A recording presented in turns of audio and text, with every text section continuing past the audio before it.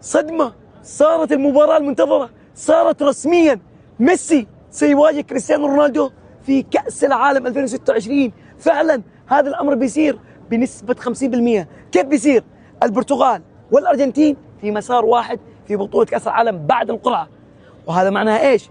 معناها إذا الأرجنتين تصدر مجموعته اللي فيها الجزائر والأردن، وإذا البرتغال تصدر مجموعته كولومبيا وأوزباكستان، إذا تصدروا مجموعة وفازوا في مباراة دور ال16، فبذلك رسميا البرتغال ستواجه الأرجنتين في دور ربع النهائي من كأس العالم. يعني من الآخر لا ميسي ولا رونالدو بيوصل إلى نهائي كأس العالم إلا لما يتواجهوا، وبنسبة كبيرة دائما في ربع النهائي ميسي ورونالدو بيتواجهوا في كأس العالم. كريستيانو وميسي مش مع برشلونة وريال مدريد، لا، مع منتخبات بلادهم. البرتغال ضد الأرجنتين، يعني بنشوف رونالدو وميسي يتواجهون مرة ثانية وهم كبار بالعمر.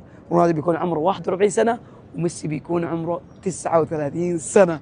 يا ساتر، كلهم بيكون كباتن لمنتخباتهم، وبالأغلب بيكونوا أساسيين في المباراة.